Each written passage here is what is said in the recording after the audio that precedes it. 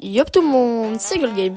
Et aujourd'hui on va parler d'un sujet qui fait débat dans toute la communauté de Brawl Stars. Vous avez sûrement déjà entendu dire que Edgar est no skill. Mais est-ce vraiment le cas? Spoiler alerte. Pas du tout.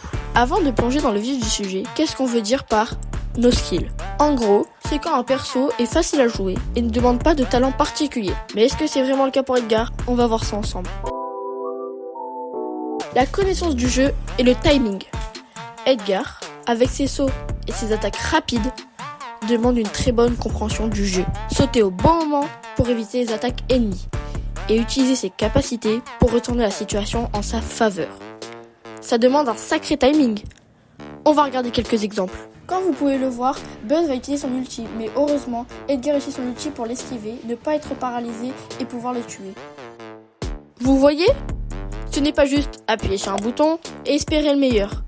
Il faut savoir quand sauter, où sauter et comment enchaîner ses attaques. La gestion des ressources. Edgar récupère de la santé grâce à ses attaques. Donc il faut toujours être conscient de sa propre santé et celle des ennemis. Ça demande de la concentration et des décisions rapides. Regardez comment ces joueurs savent exactement quand engager un combat et quand se retirer pour récupérer. C'est une danse délicate qui demande beaucoup de pratique. Le positionnement et la prise de décision. Dans Brawl Stars, le positionnement est crucial et avec Edgar, c'est encore plus vrai. Vous devez toujours évaluer votre position par rapport aux ennemis et aux alliés et prendre des décisions rapides pour profiter de la situation.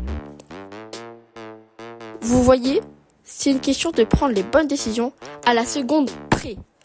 Un mauvais saut ou une mauvaise attaque peuvent coûter la partie. L'adaptabilité. Les meilleures stratégies avec Edgar ne sont pas figées. Elles changent en fonction de la composition de l'équipe ennemie et de la carte. Un bon joueur d'Edgar doit être capable de s'adapter rapidement aux situations qui changent. Ces joueurs savent qu'ils ne peuvent pas utiliser la même stratégie à chaque fois et s'adaptent, changent de tactique en fonction des circonstances. C'est ça la vraie compétence. L'anticipation des mouvements ennemis. Edgar a besoin de prévoir les mouvements de ses adversaires pour utiliser son saut de manière efficace. Un bon joueur d'Edgar doit toujours penser à l'avance, anticiper où l'ennemi va se déplacer et agir en conséquence. Prédire les mouvements des autres joueurs et réagir en conséquence. C'est une compétence qui demande de l'expérience et une bonne connaissance des autres personnages. Le travail d'équipe. Même si Edgar est souvent joué de manière agressive en solo, il peut être extrêmement efficace en équipe.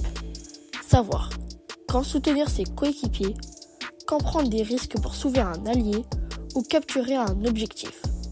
Tout cela demande une bonne communication et une compréhension du jeu en équipe. Edgar peut être un atout précieux pour son équipe, mais cela demande de savoir travailler ensemble et de comprendre le rôle de chacun.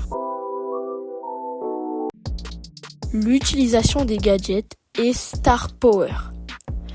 Edgar a accès à des gadgets et des Star Power qui peuvent changer l'issue d'un combat. Savoir quand et comment utiliser ces outils de manière optimale demande une bonne compréhension de ses capacités et du moment opportun pour les activer. Utiliser ses capacités au bon moment peut faire la différence entre une victoire et une défaite. Et c'est quelque chose qui demande de la pratique et de la réflexion. Apprendre de ses erreurs. Comme avec n'importe quel personnage, jouer Edgar de manière optimale demande de faire des erreurs et d'apprendre de celles-ci. Les meilleurs joueurs d'Edgar sont ceux qui analysent leur partie, identifient ce qui a mal tourné et travaillent à s'améliorer. Apprendre de ses erreurs est crucial pour progresser avec Edgar et c'est une compétence en soi. La précision des attaques. Les attaques d'Edgar peuvent être rapides, mais pour maximiser leur efficacité, il faut être précis.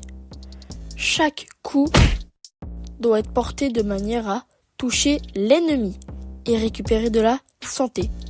Cela demande une visée et un positionnement précis. La précision dans les attaques peut vraiment faire la différence en combat rapproché.